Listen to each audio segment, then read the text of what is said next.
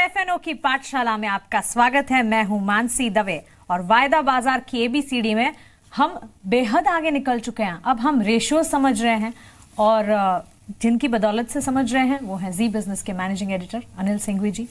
Anil ji, put call ratio को आपने touch किया था लास्ट क्लास में जी। इतना मैं समझ पाई हूं कि ये बाजार की सामूहिक सोच बताता है। एक रेशियो है जो मूड बाजार का मूड दिखाने वाला है। हाँ, जैसे सेंसेक्स निफ्टी दिखाते हैं ना, हाँ, कि बाजार ऊपर जा रहा है नीचे जा रहा है, वो एक आपके सामने सैंपल है। हाँ, उसी तरह पुट कॉल रेशियो आपके लिए एक सैंपल है।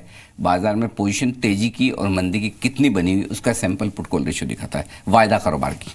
ठीक है। और ये रेशियो समझना हमारे लिए बेहद इंपॉर्टेंट है क्योंकि अनिल जी हर सुबह पुट कॉल रेशियो को बिल्कुल अपने एनालिसिस में जोड़ते हैं। तो पुट कॉल रेशियो है तो इसे समझा कैसे जाए और ट्रेडर्स के लिए कैसे फायदेमंद है ये? ट्रेडर्स के लिए बेहद फायदेमंद है। क्यों है? क्योंकि भाई लोग कहते हैं कि लॉन्ग टर्म में मार्केट को एनालिसिस करना, अनुमान लगाना बड़ा आसान काम है।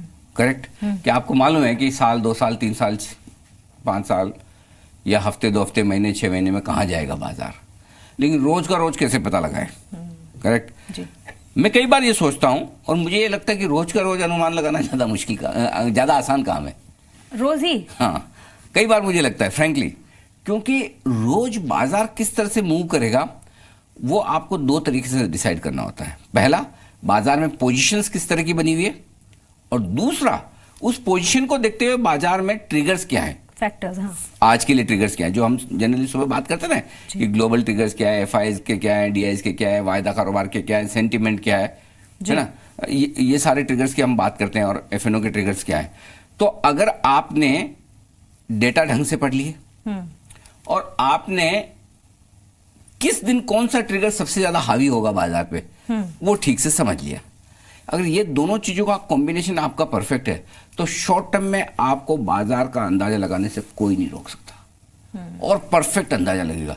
और फिर वही है ना, आप शॉर्ट टर्म का अंदाजा सही लगा लें, दिन का आपने 1-2%, 3% भी रिटर्न बना लिया, तो और क्या चाहिए। यहाँ तो एफडी में साल का 8% नहीं आता। ये आप कह रहे हैं अनिल जी, लेकिन आम इंसान के लिए डेटा ढंग से पढ़ना इतना आसान नहीं है, इसीलिए सुबह सुबह हम आपको सुन लेते हैं और कोशिश करनी चाहिए। देखिए, ये बात सही है, आसान तो नहीं है। हाँ, थोड़ी स्किल्स, थोड़ा अनुभव, हाँ, दोनों चाहिए, लेकिन आप कोशिश करेंगे तो कर लेंगे, बड़ी बात नहीं है। ऐसा नहीं कि कोई बड़ी रॉकेट साइंस है कि कोई आम दर्शक नहीं कर सकता, आप भी कर सकते हैं। और इसीलिए मैं वायदा कारोबार के इन डेटा को, पुट कॉल रेशियो को बहुत गंभीरता से, बहुत अच्छे से एनालिसिस करने की कोशिश करता हूँ, वो बड़े काम आते हैं। अच्छा, तो ये कैसे पता चलेगा कि ट्रेडर्स एक सिचुएशन में पुट ज्यादा खरीद रहे हैं या कॉल ज्यादा खरीद? बड़ा आसान है।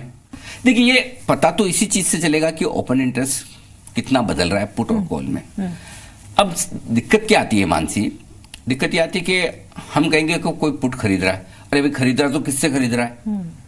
कोई सामने बेच भी तो रहा होगा जी। तो ट्रेड तो तभी होगा जब एक खरीद रहा है, एक बेच रहा है जी। तो इसलिए थोड़ा सा वो कंफ्यूजन रहता है कि पुट खरीदे या पुट बेचे गए हैं। ठीक उसी तरह से ये कंफ्यूजन भी रह सकता है, कॉल खरीदे गए या कॉल बेचे गए। आमतौर पर इसका कोई स्टैंडर्ड फॉर्मूला नहीं है जिसे आप ये कहें कि ये खरीदा गया है या बेचा गया है। हम किससे पता लगाते हैं?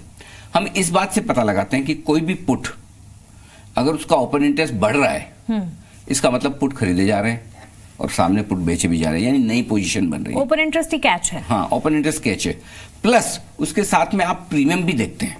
अच्छा, वो दोनों मिलाकर कि एट द मनी पुट कल जितने प्रीमियम पर ट्रेड हो रहा था, क्या आज उतने ही प्रीमियम पर ट्रेड हो रहा है या कम या ज्यादा पर हो रहा है, इन दोनों को मिलाकर देखा जाता है। तो आमतौर पर ट्रेडर्स को उतना डीप में जाने की जरूरत नहीं है कि खरीदा गया है, बेचा गया है।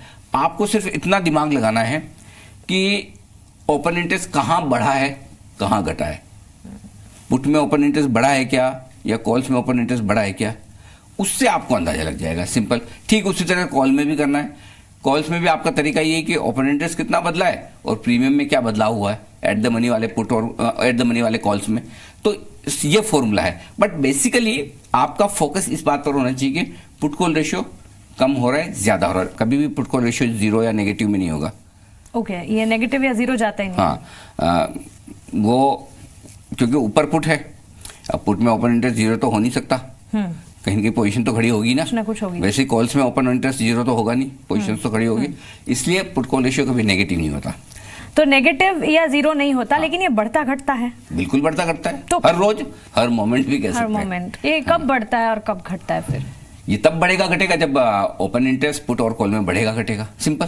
क्योंकि पुट कॉल रेशियो बनता तो पुट और कॉल से है, हाँ। और पुट और कॉल में ओपन इंटरेस्ट कम हुआ, ज्यादा हुआ, तो अकॉर्डिंगली पुट कॉल रेशियो बढ़ेगा। सिग्नल ही है वैसे, जैसे सिग्नल, हाँ। तो बेसिकली होता क्या है, ऊपर पुट है, नीचे कॉल्स हैं।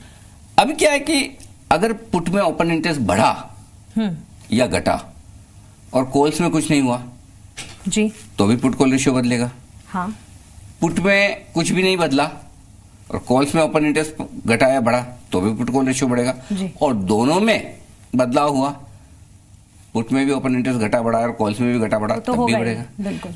कब नहीं घटता बढ़ता पुट कॉल रेशियो? जब 3:30 बज जाए, अच्छा, बाजार जब बाजार बंद हो जाए, उसके बाद नहीं घटता बढ़ता, उसके बाद नेक्स्ट डे सीधा 9:15 तो बेसिकली ट्रेडिंग चल रही है मार्केट में, मार्केट ओपन है तो सौदे तो होंगे ही ना। तब तक हर मोमेंट एक्शन दिख सकता है। अब हर मोमेंट क्यों बदलता हुआ नहीं दिखता, उसका रीजन है क्योंकि इतनी सारी ओपन इंटरेस्ट की पोजीशन खड़ी होती है। हाँ। तो कोई 2, 5, 10, 25, 50 लोड से तो बदलता नहीं है। जब पोजीशन साइजेबल बदले तब पुट कॉल रेशियो बदलता घटता है। मतलब लाखों शेयर ऊपर नीचे हों निफ्टी के, तब वहां पर कुछ तब चेंजेस पुट कॉल रेशियो में बदलाव आते हैं।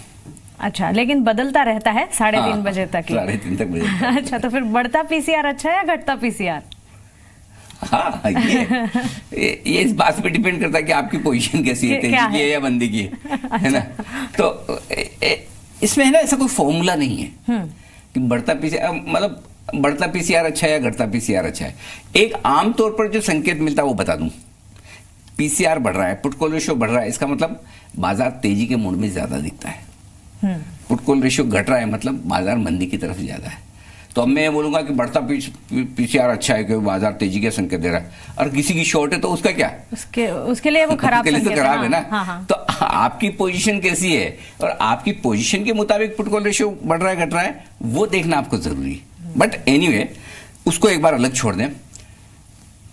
आमतौर पर पुट कॉल रेशियो बढ़ने का मतलब यह है कि तेजी के संकेत आ रहे हैं, पुट कॉल रेशियो घटने का मतलब है कि थोड़े थोड़े मंदी के संकेत आ रहे हैं। बस ये एक बेसिक प्रिंसिपल आप बना कर रखिए। तो चलिए, पीसीआर पुट कॉल रेशियो क्या है वो, और वो कैसे निकलता है, वो इस क्लास में हमने समझा।